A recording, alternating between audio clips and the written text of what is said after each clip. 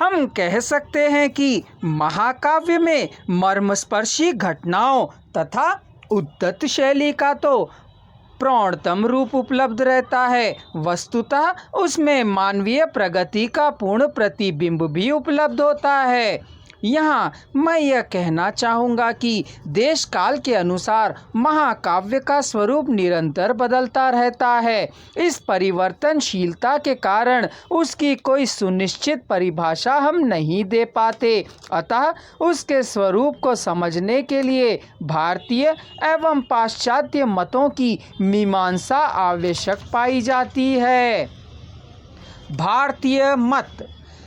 भारतीय मत के अंतर्गत मैं कहना चाहूँगा कि संस्कृत महाकाव्य की तो यहाँ ब्रह्मा से लेकर विश्वनाथ तक सभी ने खंड काव्य के स्वरूप पर प्रकाश डाला है। यहाँ मैं विश्वनाथ का कथन दोहराना चाहूँगा।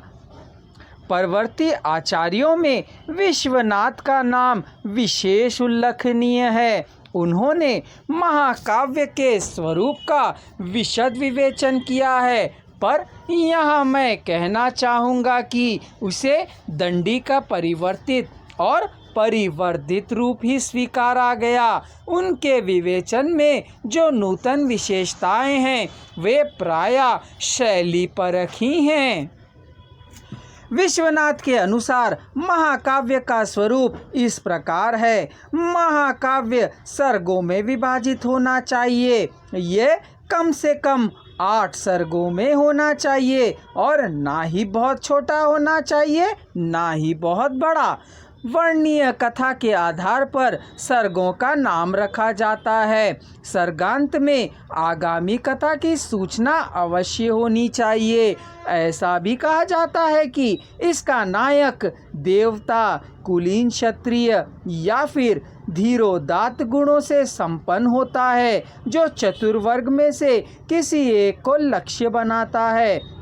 ऐसा भी कहा जाता है कि इसका कथानक इतिहास या लोक प्रसिद्ध होता है तथा नाटकीय संधियों से युक्त होता है। ऐसा भी कहा जाता है कि इसमें श्रृंगार, वीर और शांत में से एक रस अंगी तथा शेष सभी रस अंग रूप में आते हैं। इसका प्रारंभ मंगलाचरण से ही होता है और इसमें सज्जन प्रशंसा, दुर्जन निंदा भी यत्र तत्र रहती हैं। ऐसा माना जाता है कि इसमें संध्या, सूर्य, चंद्र, रजनी, प्रातः, पर्वत, वन, सागर, नगर, मार्ग, रण, प्रयाण, विवाह, संतानोत्पत्ति आदि का भी यथो योग्य वर्णन होता है और इसमें एक सर्ग में एक ही छंद का प्रयोग होता है, जबकि सर्गांत में छंद बदल जाते हैं।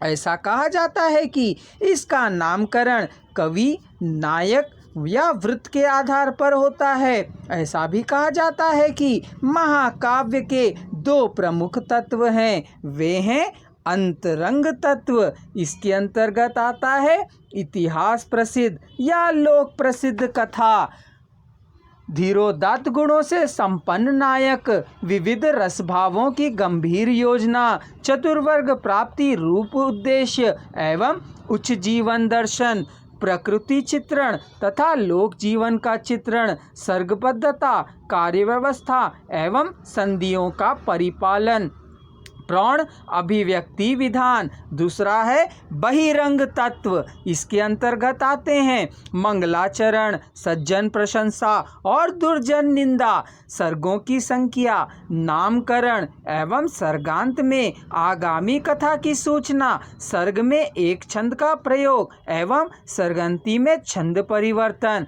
महाकाव्य का नामकरण, प्रतिनायक के वंश एवं वैभव का वर्णन, रमणीय विषयों की स्थिति।